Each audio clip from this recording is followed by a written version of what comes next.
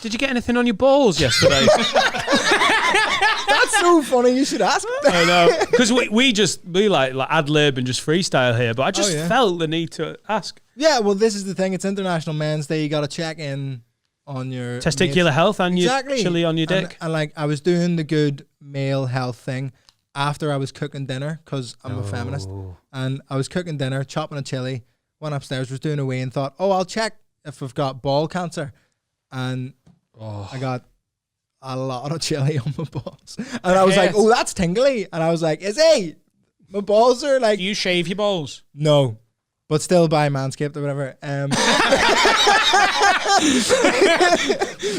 This guy. Do you think hair is going to stop chili like getting to your balls? No, but like when you shave, you cut a bit, don't you? And that would be worse. Oh yeah. Today. Nil. Oh my god. But like getting a bit of chili and a cut would be worse. Yes, but this was way more sore than I thought it was going to be. So it started, it was like a bit tingly. I was like, oh shit. What were you making for tea? I was turning bolognese into chili, the classic. Right. And then I was literally just chopping a chili. So it was all over my fingers, with a good technique. Yeah. And scratched my balls, and then it started to tingle. And I was like, I got some cold water and like splashed it on my balls a bit. whenever you splash in cold water on your dick or balls, you know the day's gone wrong on it. And then that made it what like. What do you mean? Do you not do that anyway? What? Do you give your little dick and balls a little freshen up every morning? On the face? On the dick? If I'm not getting a shower, yeah. Is this before or after the hair drying? Oh yeah, he's a hair dryer. Yeah. Do you not give you a little ball bath? I don't do that. What? Sorry to take you back, Vittorio, to your fucking degree, but a little ball bath. You teabag your sink. You teabag your sink. You've done your face, and you pull your dick up like as hard as up to your fucking nipples. What was this? No, it's a classic. You pull your dick up. Medically smaller, this mate. It needs cold water. It just keeps growing. You pull it up. Not having it. I'm not having it. You fucking dirty little man. You just spray it. So do you get a shower every day? Every day. I don't shower for Sophie. I don't shower for Jack. Yeah. You get a shower every day. Most days. Who needs to when you've got the Swedish ball bath? He's just got a little dick bidet that he dunks his little fucking widget. There's nothing wrong with that. If you haven't got time for the shower, wash your face, splash your balls, because it can get fucking musky down there. It won't if you just shower more. Your ball deodorant as well, haven't you? I'm only joking. I know. My finger's sore. I know. But it didn't help, the cold water. That made it like worse. So I went in and got... It's like when you have something spicy and you drink water, it makes it worse. You need milk. Was worse. And then you need milk on your dick. Right, there was a progression. No, Let the man tell the story. Let the man tell the story. Because I've been having some dick issues recently. Yes, welcome to the fucking team.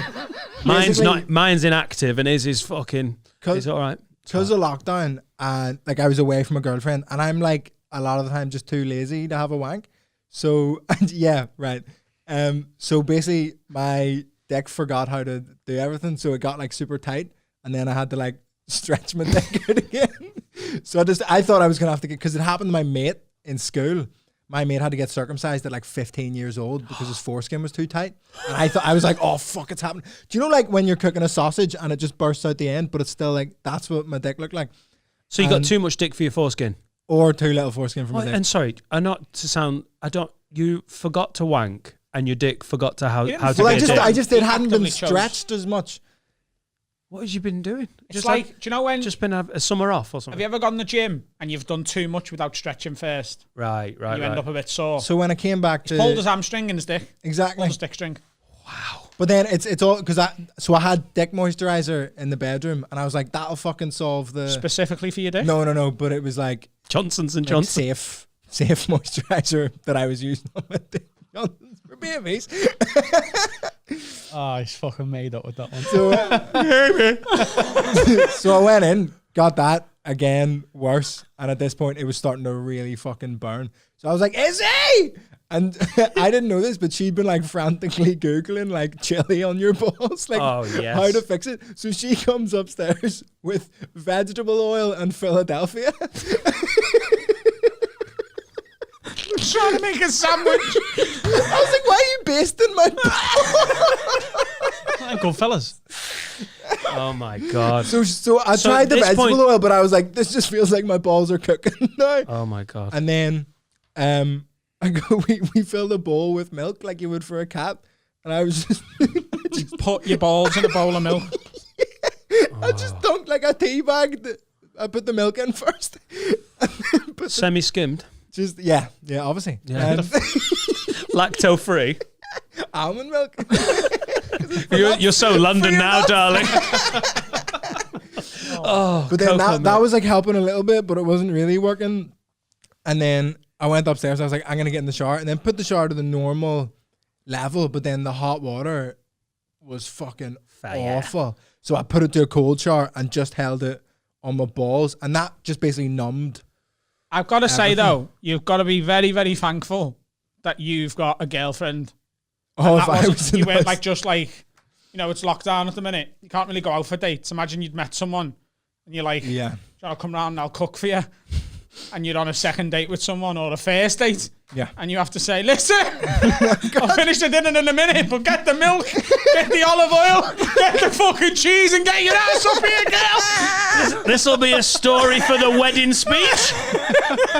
Fingers crossed. You can't be having a one-night stand where you've got to get milk involved. Yeah, well, to be fair, it's not even better doing it on your own, is it? Thank God you had Izzy there. This is the Because thing. if you do it on your own and you pass out from the pain of the chili balls and someone finds you, just looks like you've had the worst wank in I've history. got a smashed Almond bowl milk. of milk on the floor, and me just there with red balls. God, vegetable oil. And then so cold water for about half an hour, and then I've got Sudocrem on my balls right now. Oh, poor Ah. old babe. Like a little baby. How do they feel and smell? They smell like Sudocrem with a Right. hint of chili. Spicy cedar creme. Lemon Coming and soon herb. to all good retailers. And then they're like a little bit tingly now, but like that could just be because we're here. Yeah, because you're just happy. I'm You excited. get ball tingles. God, it's exciting to hear. You got to be grateful. Have you ever had a one-night stand? Yeah. Has it ever gone So badly wrong like that? This might be worse than getting chili on your balls. Because I'm like a big relationship guy. I was in a big relationship from 16 to 21, and then I've been in a relationship for almost 3 years. So there was like a little bit of time of like a year in the middle where it was chaos. Yeah, little break. Chaos is a beautiful way to put it. And there was I was at this birthday party, and it was like, do you know, like, have you ever been to like a rich person's like 21st or anything where their parents put money behind the bar and shit? Yeah. And you're like, I was like, oh my God. Because I was skint in London. I had like no fucking money. But you know when you're broke, but you know you need a night out Yeah. to like fucking get it out of your fucking system. So I was like, I'll pay for the tube there, and then all my booze is paid for because of the fucking rich parents. So I rock up and I just park at the bar because my thoughts were, well, if I'm at the bar, everyone will come to the bar and I'll say hello to everyone. Just double spice rum and coke, double spice rum and coke, double spice rum and coke. Good order. It's fucking great order. And then it gets to the last, like the money's running low behind the bar, and he's like, we can only give you singles because the money's running low. And I was like, can I have 2 single spice rum and cokes? And he was like, yes. I was like, fucking see you later. And then I tell you what, it's just worth pointing out, if you've been to one of those parties, the bar staff hate everyone yeah, because they're not getting tips. yeah. Do you know what I mean? Like at a paid for bar, it's the worst thing in the world. But then sometimes you can really make the bar staff happy at the end of the night. When we used to work in Zelligs, there was a bar. So in the downstairs, but there was 2 bars. There was the main bar and there was a little private area that often got cornered off on like a Friday, Saturday night for like a little private party. And if you got put on that bar, you knew you were either going to have your best night or your worst night for that month. Because sometimes they get to the end and be like, what's the bill? £2,700. Okay, yeah, just put that on my card. See you in a minute. And sometimes you go £2,700 and they'd go, put $3,000 on, lad. And you just get like a 300 Yeah. quid. That's your tip because that's your bar for the night. Oh. Yeah. But In general, they resent I things. worked at a bar fucking mitzvah amazing. once where there was money behind the bar, and the rabbi came up to us beforehand and told us all the drinks that weren't kosher. Is that the right word? Is that the Jewish one. Jewish halal? Yeah. Yeah, kosher. It's the Jewish halal. That's what they don't like it being referred to as that. But How do you know? Have you ever asked them? stop doing that. You can't Stop ask assuming them. people's offence. You fucking rat. But people kept coming up and ordering Desperados, and Desperados isn't kosher. Why is it not kosher though? And I had to be like, they were like, can I have Desperados? And I I had to be thought like, it was just no, you're not bacon with allowed. them. No, it's bacon and like some flavorings and Tequila infused lagers. yeah, it was really specific. But anyway, so I was raking in these rum and cokes, and then I was like, I need one more drink to be drunk enough for this to be a good night. So I paid for a double spice rum and coke when the money ran out, and I was like, fucking great. Went out into the dance floor with my one paid for drink on my one night out of fucking like 5 or 6 months. And this girl comes up who we went to the same uni, but like didn't really know each other. And I was like, all right. And she was like, oh, can I try your drink? And I was like, yeah. So she takes a sip, and then I go to, like, we're dancing, and then I go to take it back, and she just like pulls it away and starts dancing with my drink. And I stop dancing and go, what the fuck are you doing? and she just gradually drinks my whole drink in front of me.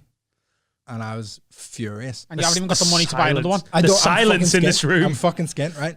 And then I was like, what the fuck are you doing? And she like grabs me and starts kissing me.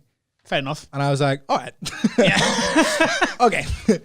And then we're kind of dancing and kissing a bit. And a classic, like, you know, like uni party where everyone knows each other. Everyone's like rubbing the back of my head and like being like, wait, fucking. And then she goes, oh, where do you live? And I was like, oh, North London. She's like, how long does it take to get there? And I was like, 40 minutes. And she was like, oh, I was like, why? Where do you live? She was like, oh, there. And I was like, oh, cool. Pretty bad by me. I went, I have a rehearsal near there tomorrow morning. Nice. And she was like, you coming back to mine then? This was like 10:30. And I was like, yeah. And I assumed she meant at midnight or whatever. And then I started dancing, and she was like, what the fuck are you doing? Get your coat. So I get my coat. Aggressive, right? So I get my coat. What the fuck are you doing? Get your coat.